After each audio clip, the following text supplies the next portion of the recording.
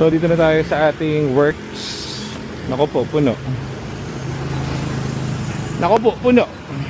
Puno na naman. Ganda na ito, Ford Focus.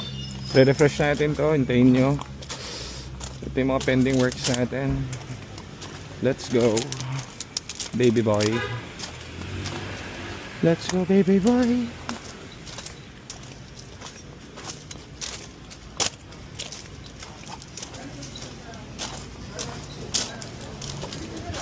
Pasok kayo, ma'am. Sige po.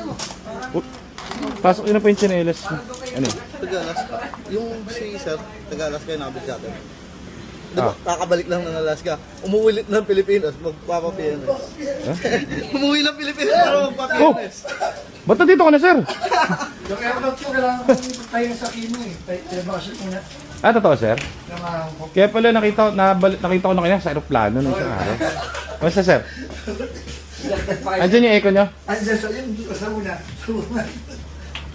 Iwan ako na kayo para mabigyan. So, biyahe ulit kayo, sir. Oo, ganyan naman pa ito. Ay, sir, bakit? So, another biyahe. Lulusubin na naman ni Sir William ang buong Pilipinas NCR dahil nakauwi na naman siya galing Alaska from here. So, export 6 months ago. Walang issue, walang problem. So, ganun lang yung mga bumibili sa atin.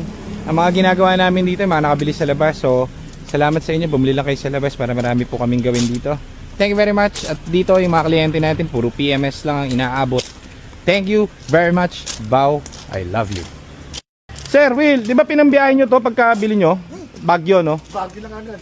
Walang problema sa pakyat. Wala. Inyo. Full Ford. Tsaka Manti, pupunta ko ng village, yung aeroplano maliit. Nakita mo yung sasakyan ko. Oo, yung ano, nagpipicture ka lagi dun sa... Iingit ako eh, di mo siya titignan. Sabi ko, gusto kong pumunta ng ano eh. May yelo, lamig siguro dyan. Yeah, sir, pasok kayo na, mainit pa. Hindi lang, dito lang. Change oil lang to. Babis ko to eh. So, yung mga client natin, approved kasi dito, transparent kami, saka inaalagay namin. So, imagine, tapos na sila makabili pero dito pa rin sila nagpapa-PMS. Kung bakit? Dahil hindi ko inuobliga sila magpa-PMS, sinasabi ko yung langis, kung ano yung dapat gawin. Kaso lang, di na nila para isipin kasi yan eh. Parang gusto nila dito, parang kakwentuhan, diba? So, Pahit-pahit eh. ano talaga yung wear and tear niya yun, sir. Sir Will, galing Alaska, kita nyo naman, puro ginto. So, umuwi lang si sir kasi meron siyang medical emergency. So, binalin sa atin ni Sir Will 6 months ago. Papa-change oil lang si sir kasi gagamitin nyo na ulit dito, sir, ano? So, ang gumagamit... Base ko, Del Monte lang, di ba? Del Monte. Saan ba? Kakain kayo, sir?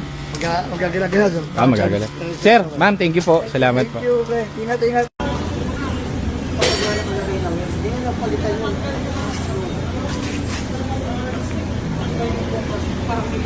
Bakit nga ba ang puso? Hindi ka palitan sa atin kung hindi naman